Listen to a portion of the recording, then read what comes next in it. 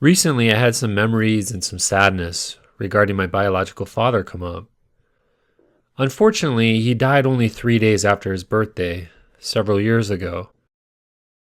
This year, on his birthday, I realized that if he were still alive, he would have turned 70.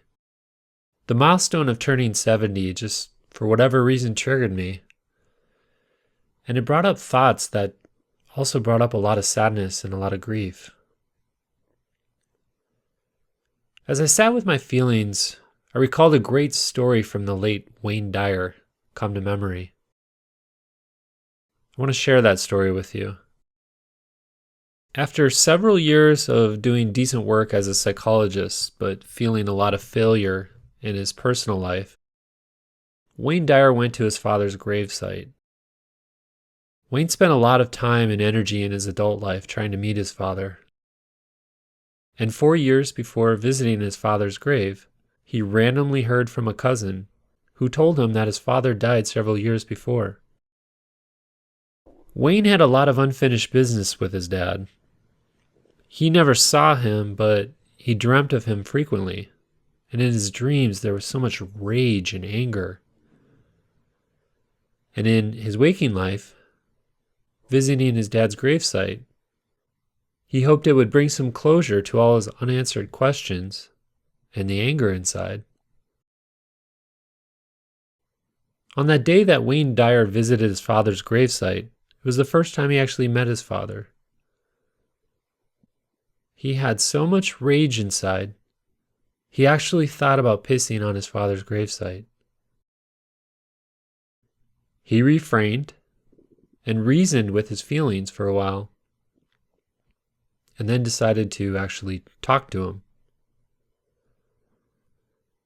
He cried, he shouted, and he demanded answers from a grave. As the hours passed, Wayne Dyer began to feel a deep sense of relief and calm. He became quiet and still. He started to walk away, but then felt an overwhelming force drawing him back in. He returned to the site and he said, "I somehow feel as if I were sent here today and that you had something to do with it. I don't know what your role is, or even if you have one, but I am certain that the time has come to abandon this anger and hatred that I have carried around so painfully for so long. I want you to know that at this moment, right now, all of that is gone. I forgive you." Wayne realized his time of hateful thoughts was complete. He finished his visit by saying, "From now on, I send you love and compassion." That experience changed Wayne Dyer's life forever. From that moment on, he felt peace, cleansing, and a brand new sense of lightness. When he returned home, he was a completely changed man. He made plans to relocate, and then he birthed something that was dominating his inner world for years. It was his first book, his first of 30 published books. The beginning of that story from Wayne Dyer reminded me of the relationship that I had with my biological father.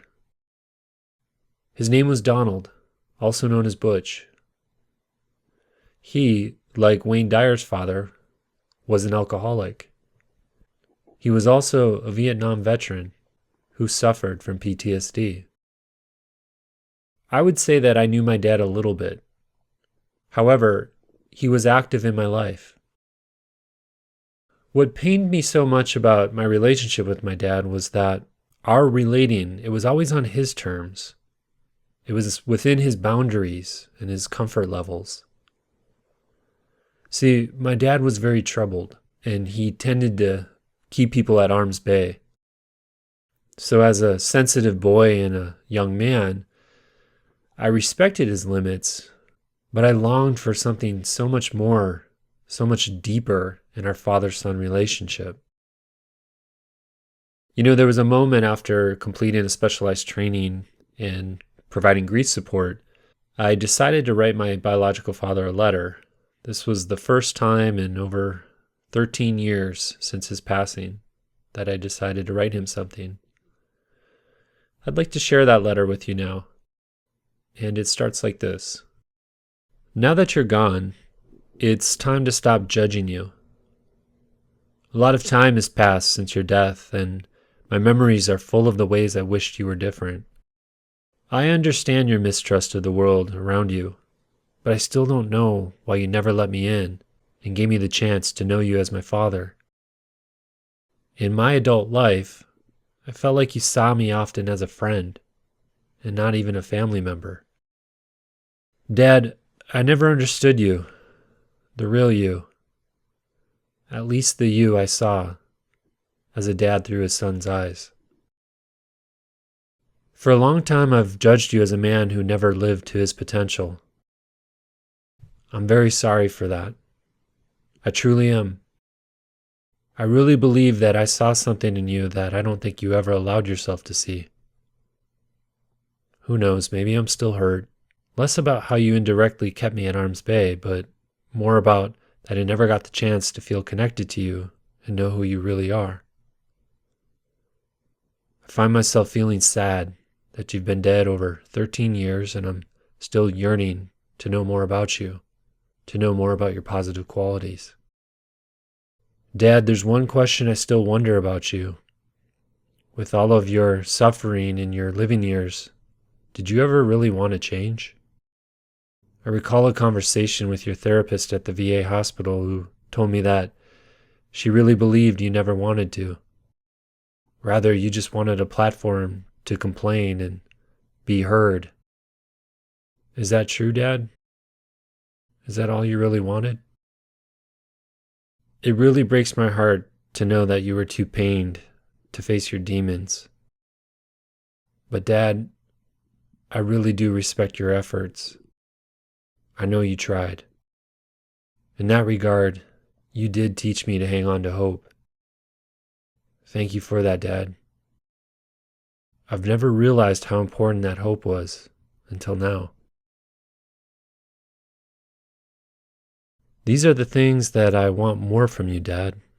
I want the silver linings, or better yet, the blessings, as I express more compassion to you, and as I reflect on our relationship, hoping to get to know you more. Dad, this time I'm listening. I'm listening with my heart. Although your physical body no longer exists, and I can't look in your eyes, I still feel spiritually connected to you, Dad.